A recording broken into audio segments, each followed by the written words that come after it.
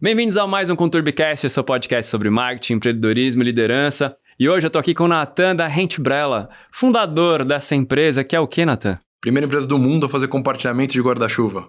E é esse daqui, gente, ó, se liga que legal. Quem tá aqui em São Paulo já deve ter visto em outras cidades também. Vamos falar de guarda-chuva. Seja bem-vindo, Nathan. Eu sempre falo, cara, quando dois empreendedores se encontram, ou dá briga ou dá negócio. Como você começou a empreender, Nathan? Até pra gente começar na sua trajetória, assim, foi uma necessidade, vontade, família? Boa. Acho que eu venho de uma base muito empreendedora. Então, eu sou neto de pessoas que fugiram da guerra, do Holocausto, e vieram com uma mão na frente e outra atrás. Não tinham estudo, não tinham nada. Então, os caras vieram. Meu avô começou vendendo a própria mala, assim, de roupa pra comer. E aí, a partir daí, eu fui criado por essas pessoas e eu aprendi que na vida tem que dar um jeito. A Rentbrella veio de uma necessidade, um dia que eu tava saindo do metrô, não tinha guarda-chuva, e falei, putz, se tivesse um compartilhamento de guarda-chuva igual tem de bicicleta, eu não ia tomar chuva. Então, a Rentbrella começou de uma necessidade, mas acho que o empreendedorismo já era alguma coisa que eu já estava buscando há bastante tempo. Então, eu participei de startups já com esse viés de tipo, um dia também quero ter a minha. E que startup que você participou, cara? O que você fez nessa startup? Porque eu acho que isso faz parte da trajetória, por onde você passa, até você pensar numa ideia e executar. Porque você tem um problema ali, né? Tipo, preciso do guarda-chuva. Por que não tem guarda-chuva? Meu amigo não tá aqui para emprestar. Não tem um quiosque para eu pegar isso. E transformar essa ideia num negócio, acho que a trajetória diz muito sobre. Eu fui um dos primeiros funcionários da Log. Então, quando eu entrei, a Log tinha acho que 12, 13 funcionários. E era lindo de ver como, assim, o Fabien, ele tinha muito claro o que ele queria, como ele queria e para onde ele ia. Ele era um cara que tinha um business plan, assim, formidável. E eu fiquei quase um ano lá. De lá, eu resolvi ir para a Índia. Eu tinha um grupo de amigos que estava indo, vou também. Acabei saindo da Log para ir para lá. E foi na excursão estilo Steve Jobs? Vamos ver os gurus e tudo mais? Ou não, como foi? Tipo, vamos fazer uma excursão e ver o que tá pegando. Um lugar exótico, assim. Tipo, vamos conhecer a Índia, sabe? Tipo, acho que não tinha um lugar... Se você pega lugares muito óbvios, você não consegue juntar tanta gente. Então, assim, tem que ser um lugar muito louco para todo mundo falar, não, realmente, nunca fui pra Índia. O que vamos fazer lá, né? E aí, eu pedi... Na época, eu falei, quero ir pra Índia. Não dava pra tirar férias lá. Eu falei, cara, tá bom, acho que o que eu tinha pra fazer aqui já deu. E eu já tinha algumas propostas pra sair. E eu acabei indo pro concorrente, por um puta obra do destino, assim, que era 99 motos na época. Assumi a área comercial e tinha um puta desafio lá que tinha um concorrente chamado Log, que já tava super bem capitalizado e a gente não tinha dinheiro pra absolutamente nada. Então, assim, e a gente começou a entregar um resultado muito forte. Então, a gente começou a entender a dor de alguns clientes e alguns segmentos que a Log não atendia na época. Começou a entrar em profundidade em cima desses caras. Então, a gente foi muito forte para cima de comida, muito forte para cima de e-commerce e montar operações que até então a Log não queria fazer. Então, acho que ainda não como o fundador, o CEO da empresa...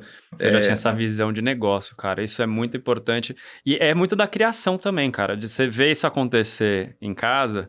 Que nenhuma faculdade ensina esse tipo de coisa. Eu falo pra todo mundo, cara, tá na frente do negócio e fazer a coisa acontecer, nenhum MBA, nenhuma faculdade de administração, nem nada te ensina. Você tem que fazer mesmo, skin the game, né? Total. E aí, como que vocês entraram no business? Falou, cara, vamos fazer isso, vamos achar um sócio. Quem que é essa pessoa que vai junto? Como vocês começaram a estruturar o negócio da Rentbrella? Eu sempre tive uma vocação, sei lá, para o trabalho comunitário. Então, eu sempre fui um cara muito engajado em causas comunitárias como um todo. E nessa época, eu era presidente de uma associação da comunidade judaica e eu tinha um melhor amigo que era meu vice-presidente. Quando eu tomei chuva na rua lá no metrô, eu liguei para ele e falei assim, cara, o que você acha da gente fazer compartilhamento de guarda-chuva? Ele falou, acho uma merda, essa ideia é terrível. Vai tomando chuva até em casa aí para ver se tem uma ideia melhor, me liga. E aí eu falei, beleza. E aí eu cheguei em casa e tava desesperado. Ele falou, cara, a ideia é uma merda, mas acho que tem um negócio bom, vamos fazer. E eu falei, beleza, então vamos. E aí a gente começou. A primeira coisa que a gente viu foi, não tem ninguém no mundo fazendo esse negócio. Então, duas uma. Ou alguém já deu errado, ou esse negócio é uma merda. E a gente ficou um mês procurando pra ver se tinha alguém fazendo. A gente falou, não é possível que a gente é o primeiro do mundo a fazer esse negócio. E a gente era. Então, a gente... Aí, Isso que ano que era? 2016. 16. E aí começou o desafio de ter que inventar absolutamente tudo. Então, modelo de negócio, cobrança. Hoje são coisas que parecem simples, mas, cara, deu um trabalho do cacete. Desenvolver a máquina, que é um negócio... Hoje é um pouquinho menos difícil, mas na época, desenvolver tecnologia no Brasil era complicadíssimo. Cara, qualquer hardware no Brasil é muito difícil, né? Software a gente até consegue bem, mas hardware é uma grande dificuldade. O cara que cria um microfone diferente, ele não tem onde fazer o hardware, cara. Foi o segundo desafio. Então, assim, depois de toda a confusão que foi e tal, com muito custo, a gente chegou num projeto de máquina. Aí a gente falou, beleza, onde a gente fabrica esse negócio agora? Não tinha. Aí a gente teve que montar a fábrica. Porque não tinha quem fizesse que construísse o produto. E uma das coisas que a gente vê é, já muito com esse olhar escalável, etc., a gente falou, olha, não faz sentido eu realmente ter que verticalizar tudo. Então, a gente desenvolveu uma máquina baseada, que era como se fosse um Lego, que eram peças que eu ia para a indústria fabricar. Tipo montadora de carro, né? Que ela não faz Exatamente. tudo, você coloca na linha ali. Exato. Mas quem disse que as indústrias que fazem peça de carro estavam dispostas a fazer peças pra gente? Então, quando a gente chegava nesses caras, os caras falavam, tá bom, qual a escala que você vai comprar? Eu falava, vou comprar muita peça. Quantas? 1.000. Cara, meu pedido mínimo é 100 mil, tchau. E virava os caras assim embora. Então, assim... É que a indústria só trabalha com volume muito alto, né, cara? Cara, Senão é customização ali, né? eu nem acho que é só isso. Eu acho que, assim, uma parte, né? Óbvio, é um recorte, mas os caras são cabeça quadrada, é uma galera que tá muito acostumada, tipo, a receber pedido. Então, assim, os vendedores desses caras não conseguem dar um passo além daquilo que eles estão programados. É um cara que atende 5 clientes. Então, assim, o cara tem... Quantas montadoras tem no Brasil? Então, assim, o cara vê qualquer empresa que não é montadora, o cara já acha estranho. Se você tiver que mudar o projeto 2 vezes, o cara já fica louco. Fala, não, como assim, tá, não sei o quê. O cara não tá acostumado. Então, assim, é uma indústria que se acomodou em fazer sempre a mesma coisa. E aí, o que foi curioso, para não falar outra palavra, é... Quando teve crise... O cara teve que se reinventar aí, né? Aí os caras ligavam pra gente.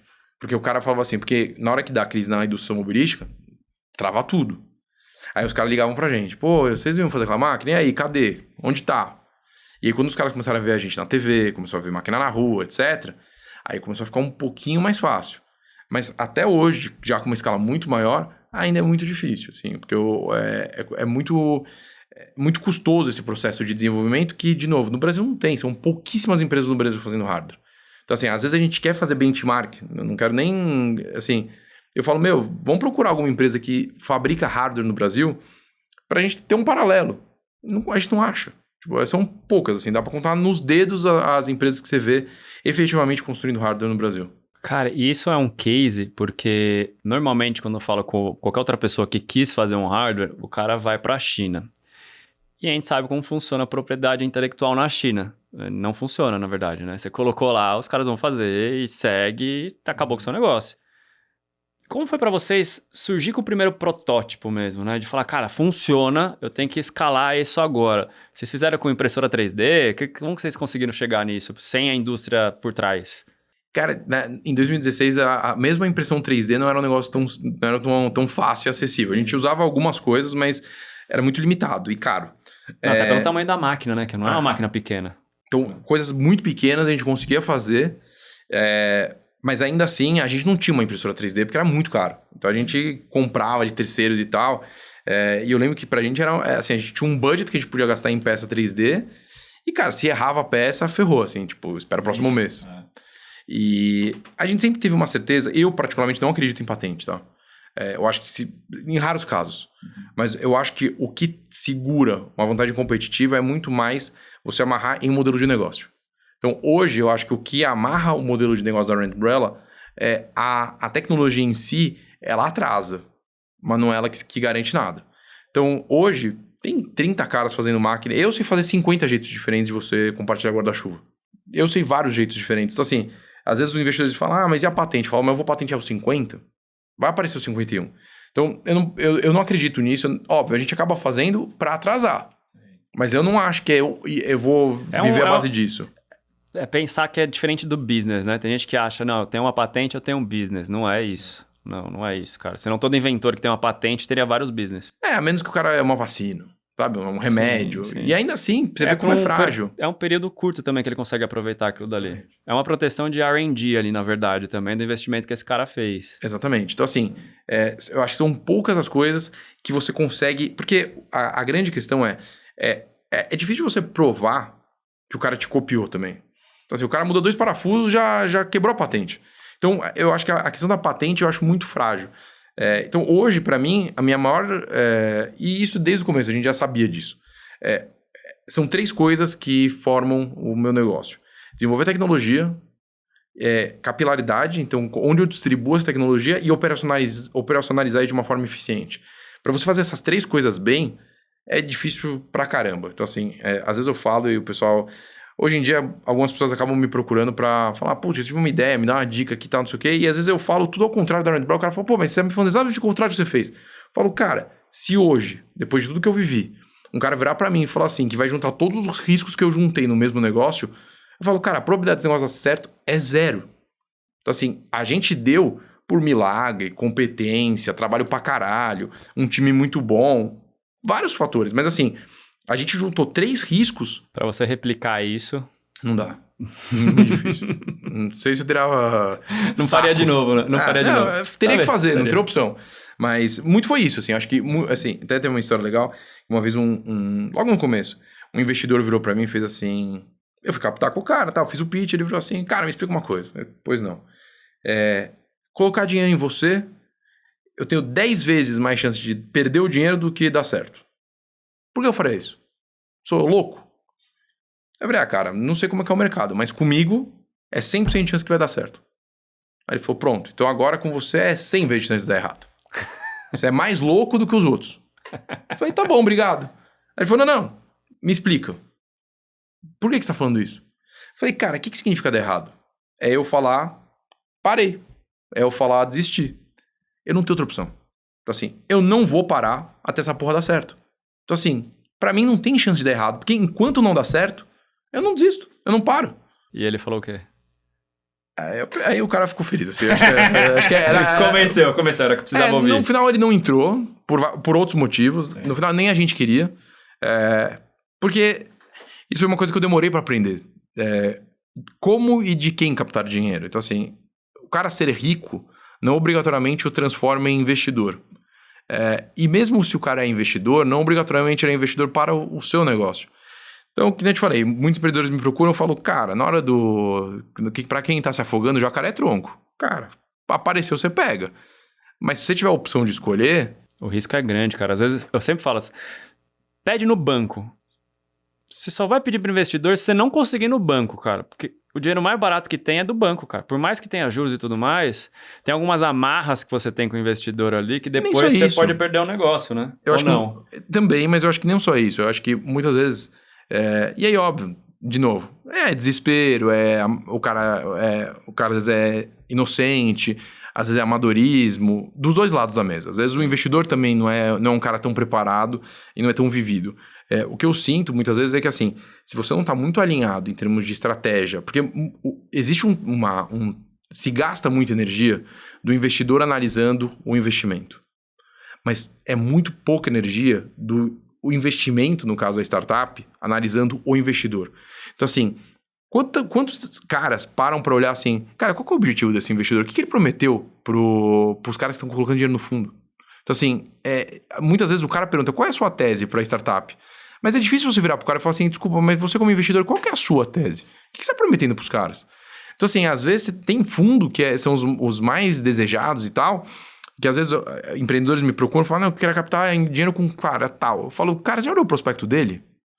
Aí o cara, como assim? Eu falo, não, cara, eu li o prospecto desse cara. E ele fala que assim, ele vai botar dinheiro em 100 empresas, se uma der certo, paga o fundo, se 2 dar certo, ele é um gênio, 3, cara, ele estourou no norte. Então, você acha que você tem mais chance de ser... gigante, né, não só isso, são 100 empresas muito boas. E pra esse cara, pra que ele consiga fazer o que ele tá falando... Não é que ele quer 100 empresas que deem resultado. Ele precisa que 3 deem muito certo e ele vai quebrar as outras 97. Falo, cara, você quer isso pra sua vida? É all-in que você vai entrar? Então, eu sinto que, assim, isso foi uma das coisas que a gente aprendeu, nem a duras penas, mas Então, a gente, assim, muito cedo a gente já tinha uma... Visão do que é investidor aí, cara. Interessante de isso. quem a gente quer do nosso lado, assim. Ah. Eu acho que isso é uma das coisas que, graças a Deus, a gente teve a oportunidade. E hoje a gente tem investidores incríveis que realmente compraram o sonho, compraram a tese, acreditam no negócio. E, porra, vamos junto, assim. Tipo, acho que é uma parceria que funciona muito bem. Você falou que tem 3 pilares principais, né, de que vocês trabalham, né, tecnologia. Que mais você conseguiu embarcar dentro de tecnologia? Você falou que teve uma grande parceria com a Unimed logo no início, né, que deu uma escala para vocês. Como que foi essa parceria? Como que eles viram o negócio ali? Cara, a primeira onda que a gente fez de instalação, até para justificar a tese, a gente implementou 50 máquinas na Avenida Paulista. Então, a gente prometeu para os nossos investidores, a gente falou, olha, a gente vai desenvolver a tecnologia, check, desenvolvemos. Agora precisamos expandir, vamos colocar 50 máquinas na Paulista e começar a prestar o serviço ali. Cara, um dos, sei lá, eu não lembro exatamente, mas assim, um dos 10 primeiros prédios era a sede da Unimed. Tipo, a gente nem sabia. A gente só colocou no prédio, a gente fez parceria com os prédios, foi colocando. Ali na Brasil? Na Alameda Santos. Da Central Nacional Unimed. A Central... CNU então. Era CNU. Que agora é o Unimed Nacional. Unimed Nacional, mas a antiga CNU era ali. Depois eles pegaram o prédio da frente também, que é um prédio inteiro. Sim. E, cara, foi um dos primeiros lugares que a gente colocou. O Stélio, que hoje tá na Academia Foguete. Ele viu o negócio e falou, cara... O sócio dele teve aqui, o Esmarrito. Ah, sim, eu conheci. E aí, cara, o Stélio falou, é isso que eu preciso. A gente tem um desafio em termos de marca hoje forte na Unimed. E acho que isso aqui é o que eu preciso. E aí ele falou, qual a ideia de vocês? A gente falou, cara, queremos ter um patrocinador e tal. Ah, então senta aqui. E a gente conheceu o Cadu também, que é outro cara incrível, que era do time dele. E, cara, e aí a gente começou a construir juntos. Então, assim, eu brinco que foi o casamento perfeito. Assim, em termos de produto, até nos desafiou pouco, porque o que a gente tinha proposto ali atrás como um negócio era exatamente o que a Unimed estava procurando. Então, foi um casamento perfeito. A gente conversou com os caras, meio que direcionou o que eles queriam em termos de crescimento. Eles falaram, olha, precisa crescer. A gente falou, puta, a gente também quer. A gente falou, bom, beleza, já que a gente vai crescer com vocês, me fala o que vocês querem. E aí eles deram um foco pra gente ali do target, né, naquele momento, e a gente fez toda uma expansão baseada nisso. E aí dessas 50 máquinas a gente passou pra 350. E aí do ano passado a gente fez a expansão para o metrô também. Então hoje a gente tem, só com a Unimed, são 350 máquinas, mais 90 estações de metrô. Num esquema joint venture com eles? Não. Eles são patrocinador. Patrocinador mesmo. Inclusive agora... E aí é um negócio de mídia, então, praticamente. Com eles é name rights. Entendi. Tá encerrando agora o contrato deles. Estamos já em vias do próximo. Mas foi um contrato que, assim, nos 5 anos praticamente que durou, foi um negócio muito legal. Eu acho que a gente conseguiu entregar um valor muito grande para eles.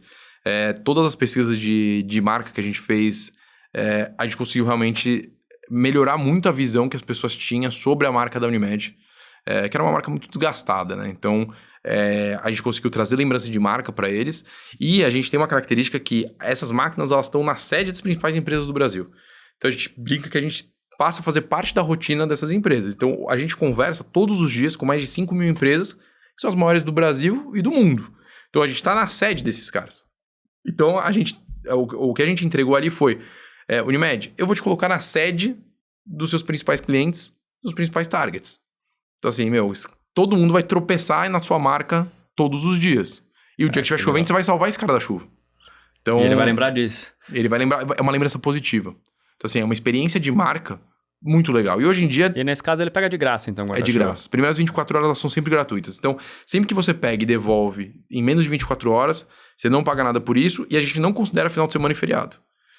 Então, assim, se o cara pegar na sexta, ele pode devolver até segunda e não vai pagar nada por isso. Então, hoje, 98% das utilizações são 100% gratuitas.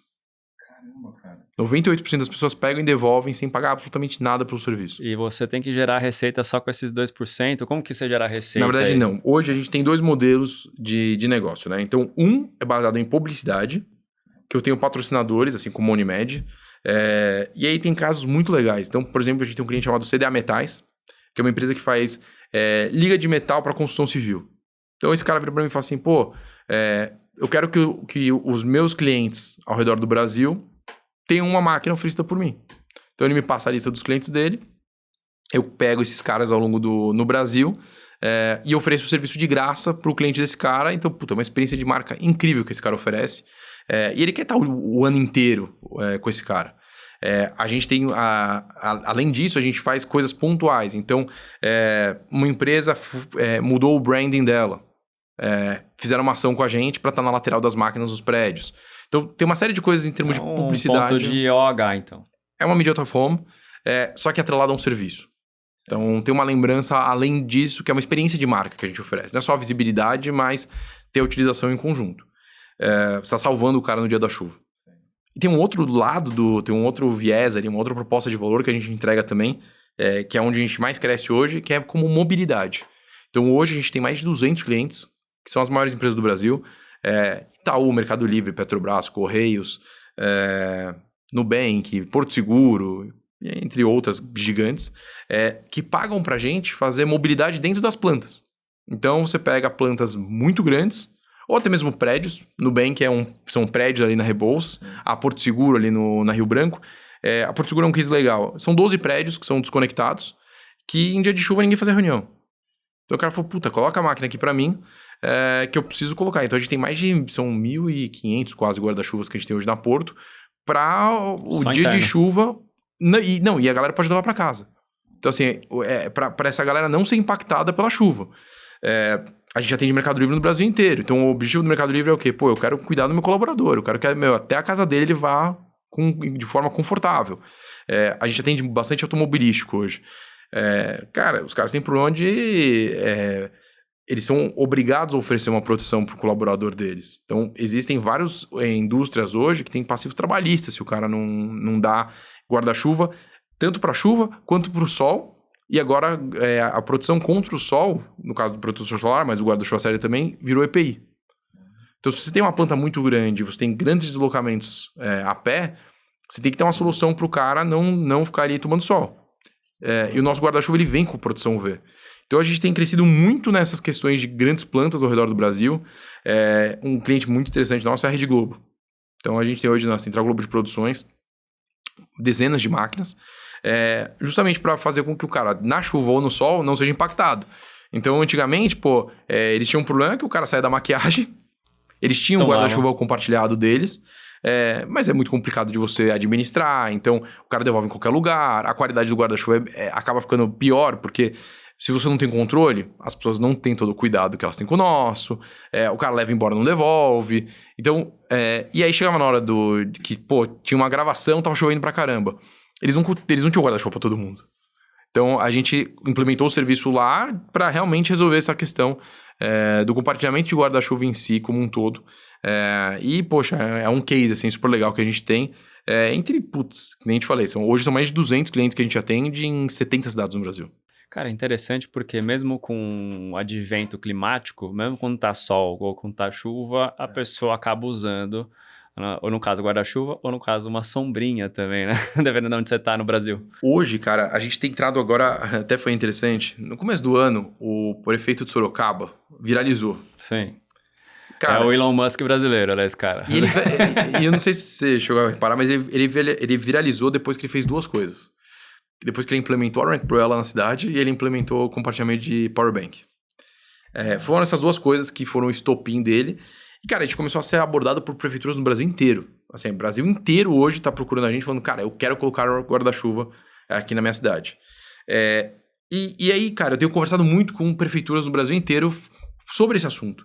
E uma coisa que é muito interessante, principalmente prefeituras médias para pequenas, que eles falam, cara, quando a gente fala sobre mobilidade na minha cidade, beleza, ônibus é legal, eu conecto bairros. Cara, guarda-chuva é a única coisa que é 100% da população. Todo mundo toma chuva, todo mundo vai andar a pé em algum momento. Então, assim, quando eu penso num meio de transporte universal... É o guarda-chuva. É o guarda-chuva. E faz total sentido, cara. Se o cara tá de moto, ele vai chegar na moto, vai precisar do guarda-chuva, entrar no carro, no ônibus, qualquer coisa, num barco. Eu trabalhei muito tempo com motoboy. E era last mile da entrega. Cara, agora virou last mile da mobilidade. Então, assim, ou você começa a pé ou você termina a pé. Ninguém deita na cama de carro, sabe? Você não para o carro e abre a porta e pula na sua cama. Em última instância, cara, você chegou no trabalho, você vai ser impactado do estacionamento até o prédio, ou na sua casa, ou de alguma forma, ou você vai ter que sair pra almoçar e você vai ser impactado. Dificilmente você vai conseguir ter uma vida coberta. O mundo é aberto, cara. Então, assim, você vai tomar chuva. E nas cidades, isso é uma coisa em escala industrial, né? Tipo, em escala municipal, em escala... Sim, sim. Então, hoje a gente vê muito isso, assim, que a gente virou uma solução de mobilidade porque é um problema. Então, assim, às vezes as pessoas pensam, mas para quem quer voltar do seu produto, né? Qual que é o teu público? O cara que tem cabeça e tá descoberto. Que ele vai tomar chuva. O cara que tá na rua é meu público. Simples assim. Eu posso escolher em atender algumas pessoas antes das outras por uma questão de facilidade. Então, vou primeiro nos caras que são mais fáceis e tal. Agora, em última instância, todo mundo pode usar meu produto. Todo mundo precisa usar meu produto. Então, até foi interessante, uma vez eu cheguei numa empresa e o cara falou assim, pô, você não me conhece, mas eu te conheço pra caramba. Eu falei, pô, legal. Por quê? Ele falou, cara, porque eu usei a tua solução. Um dia eu tava saindo do shopping, peguei o guarda-chuva e, cara, eu não ia voltar pro shopping. Eu falei, quanto custa esse negócio? Na época custava R$35 pra comprar o guarda-chuva. O cara falou, pô, não vou devolver. Colocou lá, não vou devolver, ficou com o guarda-chuva. Ele falou assim, toda vez que eu levo minha filha pra escola, eu tenho que botar a porra do guarda-chuva. Ele falou assim, cara... Ela tem um apego. Não, ele falou, ou tá chovendo, ou tá muito sol.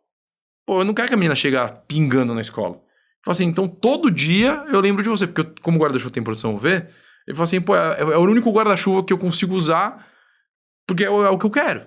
E tá com a sua marca ali também, né? Espalhando pra vários lugares. Exatamente. Nas empresas a gente faz personalizado da própria empresa. Da própria empresa. Até pra ser um endomarketing da empresa. Sim. Então, é isso. A gente quer também esse efeito do cara cuidar do funcionário. E muitas empresas, assim, os caras têm apego ao guarda-chuva, porque realmente os guarda-chuvas ficam muito bonitos. Então é bem legal esse efeito que a gente acaba causando. Então, seu cliente dentro da empresa seria o RH, cara. Cara, não é? Depende. Depende? Hoje é muito facilities. A gente vê que é uma galera que tá muito preocupada realmente com esse conforto de infraestrutura desse colaborador. A gente tem algumas conversas olhando para RH. Como um benefício, te dá um guarda-chuva ali, coloca dentro do aplicativo de gestão. Mas o Facilities hoje, principalmente quando a gente fala de workplace management, toda a parte de segurança do trabalho, esse cara é um cara que ele tá olhando para soluções de, primeiro, graças a Deus, né? Precisava acontecer isso, mas o mundo voltou para o presencial. E as empresas têm um desafio de hoje em dia cativar as pessoas para voltarem. Óbvio, a gente acaba conversando com indústrias, então assim, nunca foi uma opção o cara fazer Home office. Salgadinho na casa dele. Tipo, o cara tem que ir para a fábrica, o produto acontece lá. Mas tem uma conscientização hoje muito maior, até porque em época de crise, você não olha para isso, em época de pandemia você não vai olhar para essas coisas. Pós-crise, pós-pandemia, etc., existe um cuidado hoje maior com as pessoas, muito para, tipo, convencer o cara a voltar, mas porque precisa.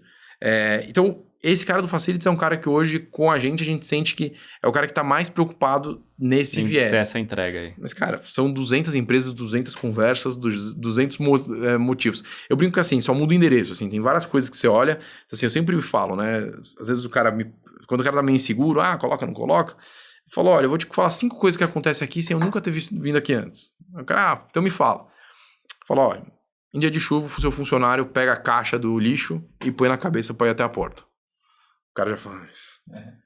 O cara sem EPI atravessa por dentro da fábrica. Porque ele vai pegar um atalho. Você já tentou comprar guarda-chuva e roubaram todos. Você tem muita reclamação de pessoas que tropeçam, caem e falam que é porque o piso estava molhado em dia de chuva. Falei, pra fechar, você já teve alguma conversa sobre colocar um toldo? E aí o cara, checkmate, entendeu? O cara fala, puta... Bingo, é um bingo. E assim, eu tô falando isso desde empresa que faz avião até empresa que faz tomate. Cara, todo mundo tem o mesmo problema, porque é isso, são empresas que tem muitas pessoas abertas. Então, a gente olha muito, então assim, por exemplo, uma das coisas que acontece muito, você pega empresas com, sei lá, 5, 6, 10 mil funcionários. O cara não tem um refeitório para 10 mil pessoas. Em dia de chuva, precisa girar o refeitório. As pessoas não levantam. Então, assim, um tempo médio de almoço de meia hora, em dia de chuva vira 1 hora. Sim. Você ferra toda a logística do cara. Então, assim, quanto tempo... Eu tava conversando com um cara de uma empresa muito grande. E o cara falou, eu tenho dificuldade de explicar aqui a contabilidade do negócio. Eu Falei, vamos lá, cara, te ajudo. Quantas pessoas você tem hoje? 8.000. Falei, ótimo. Que solução você tem pra uma chuva hoje? Nenhuma. Falei, ótimo ao quadrado. Falei, cara, você acha que num dia de chuva, a pessoa espera 10 minutos a chuva passar pra ir almoçar, voltar do almoço, etc? Ah, eu acho que sim. Falei, cara, você tá perdendo 80 mil minutos em dia de chuva. São Paulo chove 183 dias por ano. Você já fez a conta da queda de produtividade que você tem? O cara fala, puta, não posso. Ele falou, meu, não dá pra você me... Eu falei, cara, É isso? é matemática, não tô exagerando, é que a gente não percebe. Mas assim, eu não tô só vindo aqui, não é frescura, não é tipo, é um negócio... É legal, óbvio que é legal, também. Mas tem um custo ali na ponta de produtividade que realmente faz sentido pra caramba. Atrasa turno, Ah, o cara fica preso no fretado, caramba. o cara sai pra almoçar, não volta. Tem uma série de coisas que vão acontecendo. E a pergunta, né, que a pessoa que tá ouvindo aqui deve se perguntar. Teve um cara que não devolveu, mas ele pagou ali e falou. Quantas pessoas não avisam? E como que funciona esse tipo de multa nesse caso? É aqueles 2%. Então, hoje, 2% das pessoas, elas não devolvem, elas são cobradas de alguma forma.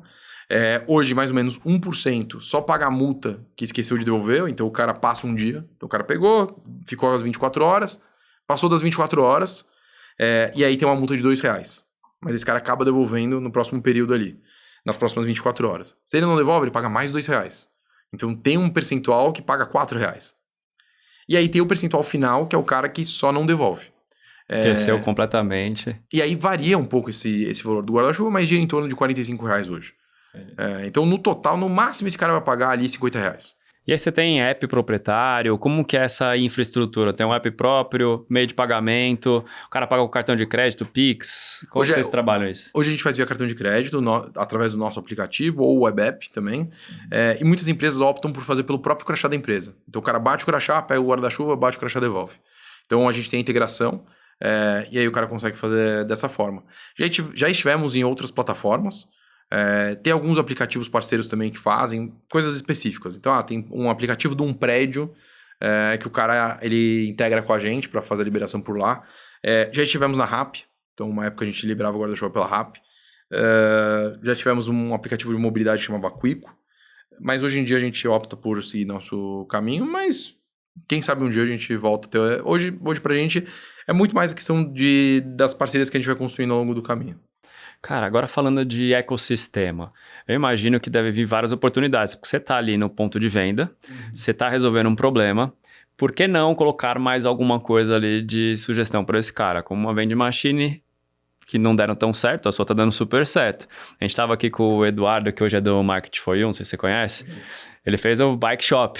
E deu muito errado. Ele falou, cara, só o custo da vending machine para você deixar disponível ali as peças do bike, eu não tinha vazão. Eu fui caras que ele conversou antes de fechar. De falar.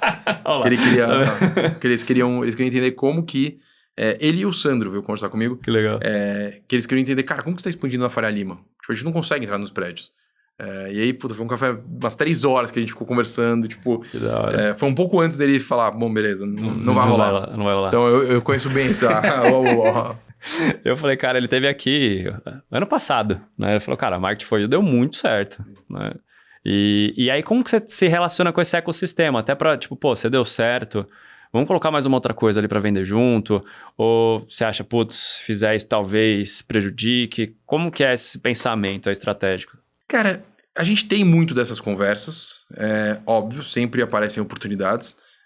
A gente hoje está muito focado na questão do guarda-chuva e eu acho que a nossa conversa para falar sobre guarda-chuva é uma conversa bem específica, porque é um benefício para a população que habita esse prédio, essa estação de metrô e seja o que for, gratuito, é um serviço universal, não tem um fim lucrativo direto, então assim, não é que eu estou ganhando dinheiro em cima da locação do guarda-chuva, então o local tem um benefício percebido muito grande comigo. Então é uma parceria muito ganha-ganha. Então, é muito fácil de eu justificar para o prédio colocar uma máquina da Rent Umbrella hoje.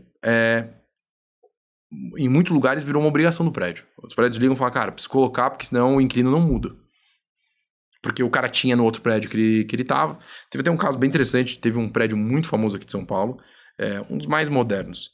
E o cara procurou a gente e falou, cara, quero colocar o Rent Umbrella, mas vai ser no 3º subsolo. Cara, então você não vai colocar. Se não tiver visibilidade, esquece. Não vou colocar. Né, mas sabe o que você tá falando? Eu sou o prédio mais famoso. Eu falei, cara, pra mim não serve, obrigado. Ah, tá bom, então não quero, você não vai estar comigo. Eu falei, cara, obrigado, tô com 600 prédios em São Paulo, não vai fazer falta. Passou um mês, o cara ligou e falou, cara, consigo um lugar no térreo, você pode colocar a máquina nessa semana ainda? Aí eu olhei e falei, cara, mas o que mudou? Aí ele falou, não, é que tem uma empresa muito grande que tá vindo pra cá e o cara não quer mudar, porque eles têm uma política global que todos os prédios deles têm que ter o mesmo serviço. E o prédio que eles estão hoje tem o Rent Umbrella. Então metade das pessoas vão ficar lá com o Rent Umbrella e a galera que tá vindo pra cá não vai ter. Então eles falaram que o dia que tiver o Rent Umbrella aqui, aí eles vêm. Então a gente precisa que você coloca. E, cara, assim, graças a Deus hoje são várias os prédios que fazem isso. Então assim, as empresas mudam. Chega no prédio e fala assim, como não tem Rent Umbrella? Liga lá e contrata agora. E aí, cara... E isso é um custo do condomínio, repassado pro condomínio? Como que é? Varia muito. Varia? Tem São vários deals, né? Tem empresas que acabam pagando direto, tem empresa que o condomínio paga, tem patrocinadores, às vezes, que pagam pela empresa. Cara, tem, assim, são vários modelos. A gente é startup, a gente meio que se adapta de acordo com a necessidade. O que a gente não quer é que o consumidor pague. Então, a gente entende que... O que a gente fala é, cara, você tem uma oportunidade incrível de ter um impacto positivo na vida desse cara que... Quanto você vai cobrar dele? Não justifica. Então, assim, a gente quer que alguém pague. Menos o consumidor. É um benefício pro cara ali. Tem que ser. Então, assim, no final do dia, o consumidor final, a gente não quer que pague. Quem vai pagar, cara, a gente tá aberto pra colocar qualquer um que seja. Menos o consumidor. Pro consumidor, a gente quer que a regra seja gratuita. Tanto que muitas empresas procuram a gente, cara, vamos cobrar. Eu falo, cara, não vamos cobrar. Mas por quê? Cara, porque eu não acho que é legal. Então, assim, pô, você tem uma oportunidade tão legal de encantar esse cara, não vamos estragar essa experiência. Então, pô, hoje o NPS da Rent Umbrella é 95, não é 95, cara. Muito bom. É alto. É muito alto. Muito alto. É muito alto. Não existe isso. Por todas essas questões. A gente tem esse cuidado ao extremo. Nosso atendimento, cara, graças a Deus, é impecável. Pô, eu tenho um puto orgulho do meu time. Então, e eu falo o tempo todo pra eles. Falo, cara, a gente tem tudo pra ser a melhor experiência possível de marca. E outra, quando a gente tem um patrocinador no guarda-chuva, cara, você tá representando esse cara. Então, assim, ele pode ter o atendimento que for. Não quero nem saber. Mas o meu tem que ser... O meu vai ser bom, porque ele tá me pagando pra isso. Então, eu falo, cara, já é de graça o serviço. Não tem porque o cara tem uma experiência ruim com a gente. Cara, e falando de expansão, quais são as estratégias que vocês têm pra, tirando essa demanda que já tem, como que vocês pensam em novos mercados, essa internacionalização, né, para ir para outros países, como vocês estruturam isso? Óbvio, o mundo tá muito instável, né? A geopolítica tá bagunça. Tal do mundo VUCA, né? Cara, Então, a gente tinha uma estratégia, não sei se clara, mas tinha uma estratégia lá atrás, que foi o seguinte: em determinado momento, a gente só estava em São Paulo e a gente começou a tomar muita pressão de empresas pedindo pra gente ir pro Rio. E eu tinha um puta trauma do Rio, porque na época que a gente implementou 99 motos no Rio, foi muito difícil. O Rio de Janeiro, hoje eu acho que tá um pouco menos pior, mas, cara, motoboy no Rio há 15 anos atrás era um mercado muito informal. Cara, era muito difícil. Era muito difícil trabalhar lá. E eu falei, cara, eu tava assim, muito inseguro. E aí, numa conversa com o meu sócio, com o Fred, eu falei, cara, puta, com 9 horas a mais eu cheguei em Nova York. O que eu tô indo fazer no Rio de Janeiro? Aí ele, como assim? Eu falei, cara, a gente é o primeiro do mundo a fazer esse negócio. Vamos. Aí o Fred é o cara da conta do business plan e tal, sentou, viu, tal, não sei o quê. Tá, vamos ver, vamos conversar com os nossos investidores. Quando eu fui com os investidores, eu falei, cara, pra mim é claro. Eu sei fazer esse negócio? Não sei. Temos duas opções. Ou eu vou ficar no Brasil focadaço e vou fazer isso aqui o melhor do mundo, e aí depois eu saio pra conquistar o mundo, que talvez é o mais prudente a se fazer. Ou eu entendo, e é cada vez mais claro pra mim, que o meu business é o business de uma empresa só. Não tem espaço para dois no mesmo mercado. Que é muito parecido com o que aconteceu com a bicicleta. Sim. No mundo inteiro só tem um cara fazendo bicicleta. Não tem dois por região. É um business que não dá. Então eu falei, olha, a opção 2 eu vou do jeito que for, entro na cidade, cara, eu vou aprender fazendo. Então, hoje, pra gente, Nova York foi isso, assim, a gente chegou em Nova York, puta, apanhamos de todo lado e a gente não sabia nem de onde tava vindo, assim, tipo, era um negócio, tudo que a gente planejou deu errado. Mas conseguimos, tamo lá, temos 160 pontos numa cidade muito hostil a qualquer coisa. Tanto que hoje várias... Ainda mais pra gente de fora, né? Exato. Hoje em dia as empresas americanas procuram a gente e falam, cara, me ajuda a fazer expansão. De novo, porra, foi um trabalho, assim, muito difícil, árduo e tal, conexões e eu consegui trazer um amigo meu que era do WeWork, e ele tinha conexões lá, e a partir daí a gente foi construindo uma rede, e o serviço é legal. Essa é a importância do network, né, cara? Muito. Mas tinha um produto. Sim. Tipo, não tava vendendo um sonho. Tinha um negócio sólido por trás, os caras valorizavam o que a gente fez. Então, ser brasileiro, por um lado, era ruim. Então, assim, o cara olhava torto, mas ao mesmo tempo falava, cara, hoje, o mercado brasileiro é assim, é difícil. Então, se você deu sorte em São Paulo, cara, na teoria, em Nova York é mais fácil. Então, os caras, no mínimo, respeitam. Na teoria. Porque tem outros problemas. Mas, então, a nossa estratégia naquele momento foi, cara, vou implementar, vou dominar esse mercado e depois eu aprendo a fazer. E aí, pô, vamos aprendendo, vamos criando conexões locais e tal. E tem um tempo de maturação. Então, tá no plano. A gente entendeu o que é isso. Nova York e Londres agora, a gente tá conseguindo encontrar bons caminhos e o negócio tá andando. E Londres chove, hein, cara? Chove bastante. chove bastante. Londres é um puta mercado. A relação com a chuva deles é diferente, então isso é uma coisa interessante. No mundo inteiro, o guarda-chuva é exatamente o mesmo, então isso é uma oportunidade pra gente de expansão. Porque, cara, qualquer lugar do mundo que você for com esse guarda-chuva, o cara usa o guarda-chuva igual. Não tem um lugar que o guarda-chuva é quadrado. Tem umas loucuras aí que você vê, mas não é o normal. O normal é o guarda-chuva igualzinho. Se eu der isso aqui pra qualquer pessoa no planeta Terra, falar uma palavra, ele sabe se proteger da chuva com isso, ou do sol. Então a expansão pra gente é um negócio, em termos de usabilidade, muito fácil. O modelo de negócio que é um pouco mais complicado, porque o relacionamento é diferente. Então a relação do britânico com a chuva é diferente do brasileiro, que é diferente do americano.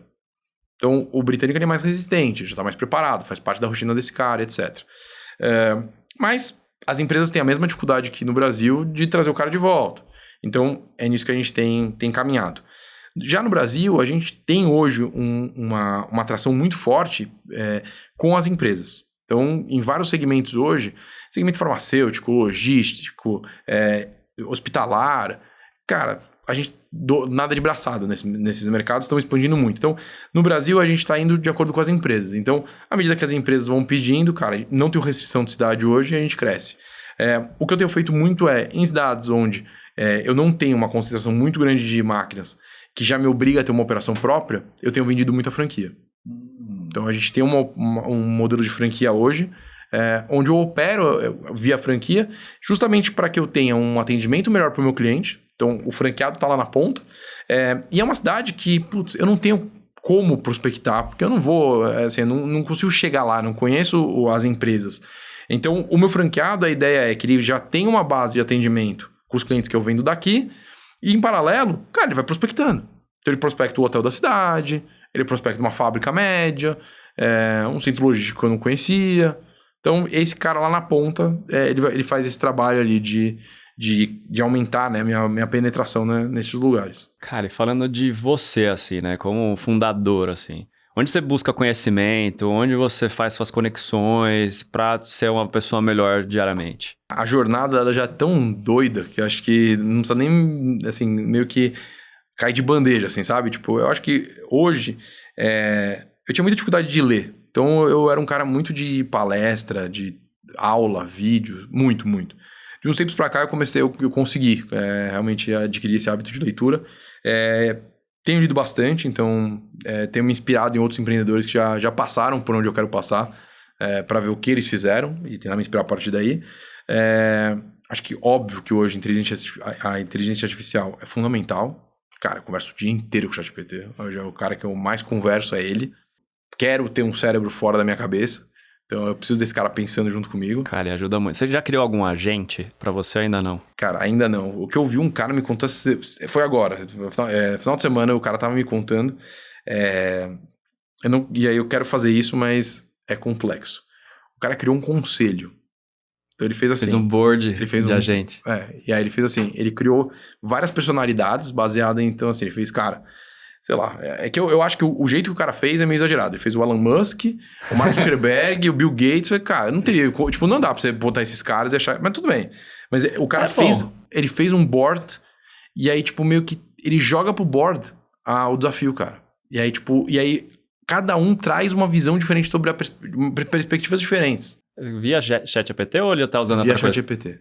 Caramba, cara. Eu fiz um curso semana passada da Startse Aham. de multi-agentes de IA. Eles estão usando o Flowise, não sei se você conhece. Cara, é uma ferramenta nova, no code, para criar agente. E aí, você pega esse board aí, você linka um no outro, aí você cria um chefe do board, e aí você automatiza tudo. Aí você, cara, começa a pirar no negócio e fala, meu, eu vou ter um time de 300 pessoas com um custo de $2.000 por mês, cara. E aí você fala, meu, e o mercado de trabalho, né? Como que a gente vai fazer? Eu acho que evolui, cara. Eu também acho que evolui, cara. Que nem eu tava ouvindo o podcast hoje de manhã, o cara falou, lembra da época do trator pro agricultor? Os caras tiveram que se adaptar. Lembra da época do carro, pra galera que andava de cavalo? Se adapta. Uber com táxi, hotel com Airbnb, agora a gente vai ter que todo mundo se adaptar. Eu vou até mais perto disso, né? A gente usa um sistema lá na engenharia que chama CAD. Que é o mesmo que os caras usam pra fazer avião. E aí teve uma propaganda uma vez que eu vi que eu achei fantástica. Que o cara falava assim, você acha que o CAD é caro? Vou te contar como que era antes dele. Cara, era um galpão com, sei lá, 1.000 caras fazendo conta. Então assim, puta, você joga no CAD, cara. Meu, na hora já faz todos os cálculos. Que é o que o ChatGPT faz em outras instâncias. Então assim, óbvio, tem um impacto. E é óbvio que você nunca quer ser um impactado. Sim. Então assim, o cara que fazia a máquina de escrever não ficou feliz quando inventaram o computador. Mas, cara, esse cara teve que, essas pessoas de alguma forma foram realocadas. Sim. Óbvio, tem um desafio aí que, puta, eu deixo pro ministro da Economia pensar que, tipo, realmente é um nível de aumento de produtividade que a máquina traz brutal, que é uma escala que nunca teve. Então, assim, o volume, a escala de automação que o computador deu para a máquina de escrever foi grande. Agora, cara, é isso, assim, tipo, tá na moda agora nos Estados Unidos o cara montar uma empresa de uma pessoa só. Então, assim, ele monta um diretor, ele faz tudo a gente. É o diretor de marketing, o cara da operação, o cara do financeiro, não sei o quê. E meio que toca uma empresa.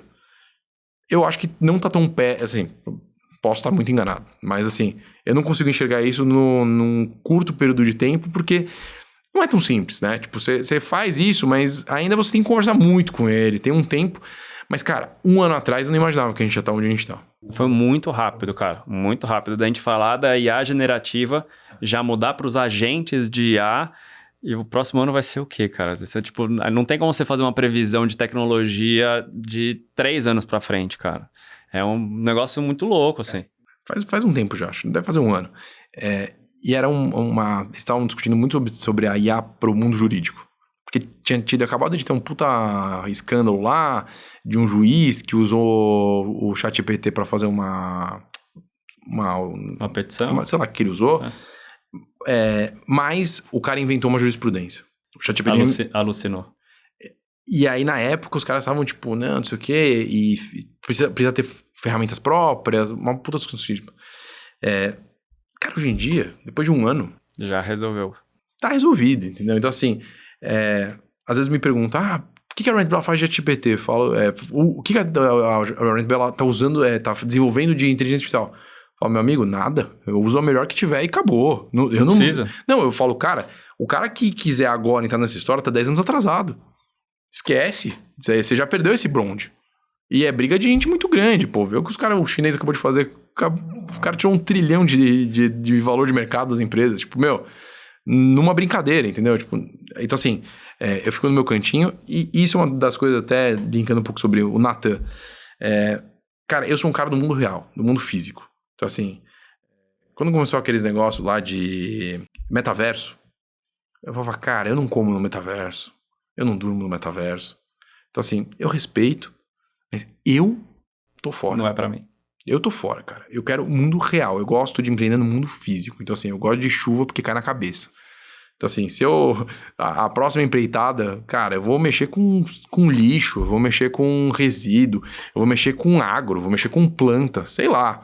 Mas, assim, eu gosto de coisas básicas. Eu não quero estar no último nível, assim, sabe? Não é pra mim. E é interessante, cara, como fundador, como empreendedor, você entender o que faz sentido pra você ou não faz, cara. Porque às vezes você quer fazer tudo. E é o grande... Eu passei por isso. É o grande desafio do cara, tipo, vou empreender, aí você quer fazer tudo. Aí você é o cara do marketing, da tecnologia, do RH, você faz tudo.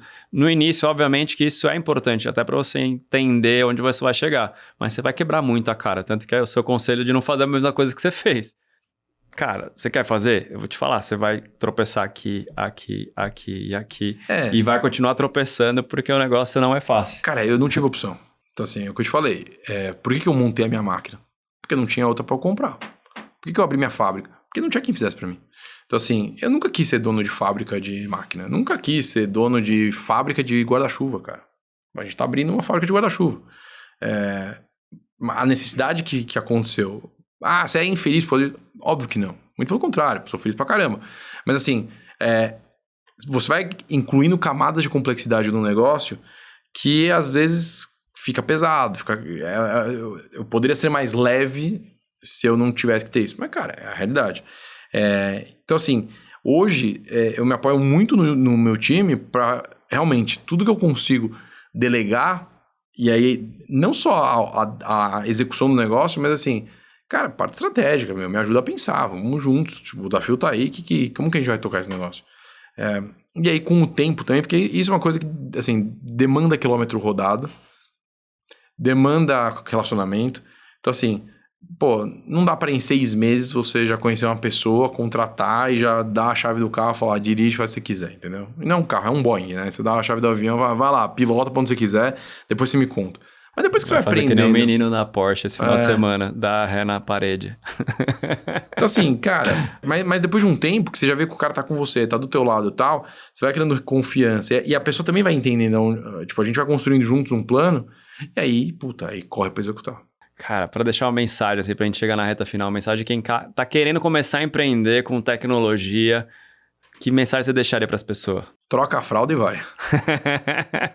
Acho que não tem muito, assim, tipo, ir. Acho que é um passo depois do outro, foco, assim, se eu tenho uma palavra para resumir, é foco. Eu li muito sobre isso nos últimos tempos, então eu tenho o essencialismo, que é muito bom. Tem outro que é a única coisa, que é muito bom. Cara, foco. Tem que focar. Realmente é difícil pra caramba. Mas assim, é o que realmente faz com que você consiga botar toda a energia que você tem em uma coisa específica até ela dar certo. Porque se você tem 2 coisas pra fazer, você sempre vai estar dividido e vai fazer aquilo que estiver fazendo mais sentido naquele momento. E não obrigatoriamente você vai concluir os 2. Às vezes você fica pulando de um pro outro, você não percebe que você não andou em nada. Então, pô, foco é um negócio... E é uma das coisas mais difíceis de empreender, é o foco, cara. Porque às vezes passa uma oportunidade e você fala, cara, vou atrás dessa oportunidade também, porque vai que é complementar ao que eu tô fazendo e tal. Aí você realmente perde o foco de um, não leva nenhum, nem outro e desanda. Eu tenho um investidor que ele fala um negócio... O tempo todo ele me fala isso. Ele fala assim, olha, decidir entre o certo e o errado é tua obrigação. Você não é burro. O difícil é entre o bom e o ótimo. Assim, cara, entre o certo e o errado, só não ser burro já resolve. Agora, entre o bom e o ótimo, aí fica difícil. Umas noites sem dormir, um pouquinho de suor. Cabelo branco. Cabelo branco. Sabe quantos anos? Só pra gente deixar claro 35 aqui. Com lata de 60. É isso aí, é coluna de 80, tipo a minha. Bom demais, Nathan. Obrigado por você ter vindo aqui, cara, compartilhar a sua história. Cara. Bom demais, cara. Obrigado Parabéns. Pelo convite, tô sempre à disposição. Gente, você que gostou desse episódio, deixe seu like, seu comentário, compartilha com aquele seu amigo que quer empreender e até a próxima.